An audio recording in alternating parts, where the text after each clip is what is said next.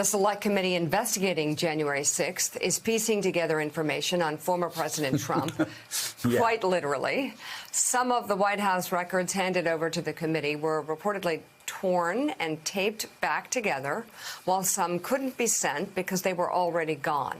The Washington Post has new reporting out this morning on just how widespread and indiscriminate Trump's shredding of paper in the White House was throughout his presidency, despite multiple admonishments that doing so was against federal law. First reported by Politico in 2018, then President Trump's staffers often had to piece together papers he tore because of the Presidential Records Act. That is the federal law that requires administrations to keep their files. It is a law Trump seems to have known about.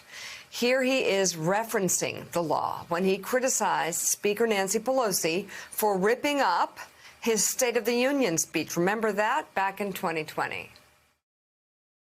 I thought it was a terrible thing when she ripped up the speech. First of all, it's an official document. You're not allowed. It's illegal what she did. She broke the law.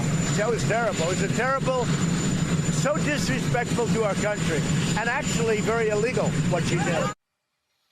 Very illegal. Very illegal. What did Island say? I mean, everything Trump says is either confession or projection. Let's bring in right now Washington Post Jackie Alemany, who co-wrote this new report. Jackie, he knew that tearing up these documents, he knew that was an illegal act, but you have reporting that he did it repeatedly throughout the administration.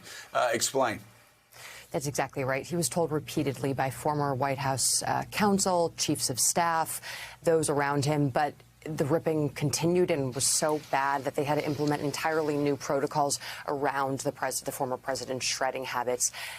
It was actually really fascinating to sort of go into these processes because they are actually really important to maintaining our democracy. There's a reason why people want to keep presidential records under the Presidential Records Act. They're for the American public. They help historians write our history. They add new color, mementos. They're also really important to just national security issues for the previous administration to leave a detailed record of conversations, dialogue, various policy conversations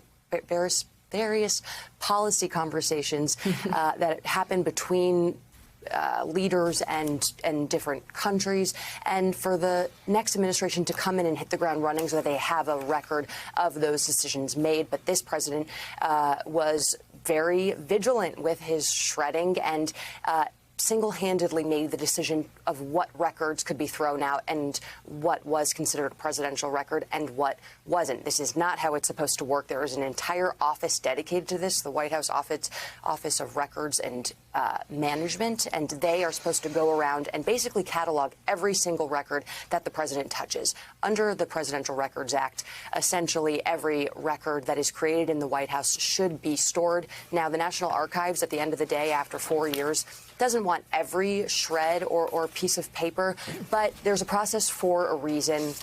One detail that really stood out in my mind, a historian told me that over the weekend that when FDR was in office, he was such a meticulous record keeper. He kept this amazing diary that he included details like Albert Einstein and his wife came over for dinner on X date with him and Eleanor, and they stayed in this room. They ate this for dinner, and they left at this time the next day. And this helps just paint a more colorful and better picture of history. These records belong to the American public, and the former president did not give two shreds about any of these documents that were going through the White House.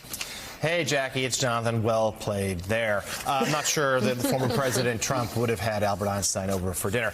Two questions for you on this. One, though this is against the law, there isn't really much of a teeth to this regulation, right? There's not much of a punishment the former President Trump faces for shredding documents. And secondly, how much of a hindrance has this been to the January 6th committee as they continue their investigation? Yeah, those are two really good points. We're not exactly sure sort of the impetus for our most recent reporting, which is that the National Archives actually had to retrieve multiple boxes, an out of the ordinary amount from Mar-a-Lago from the former president last month. It could potentially have to do with January 6th, since there has been a lot of requests, and the National Archives has been responsive to those requests to the January 6th committee.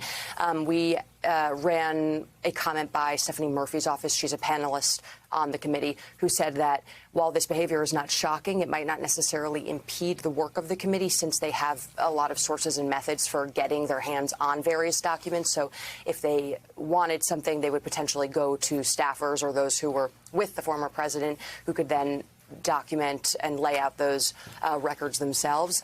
But on the question of the enforcement mechanism, you're right. This is the PRA is unfortunately fairly toothless. It's very rare and uncommon and challenging for the National Archives to then go out and punish a president for his failure to keep a comprehensive records management system in place. But you know, this former president has set a lot of new precedent, and we'll see if maybe that changes this time around. All right, Jackie, thank you so much for your great reporting. As always, we love having you on the show. Thanks so much. And Tom,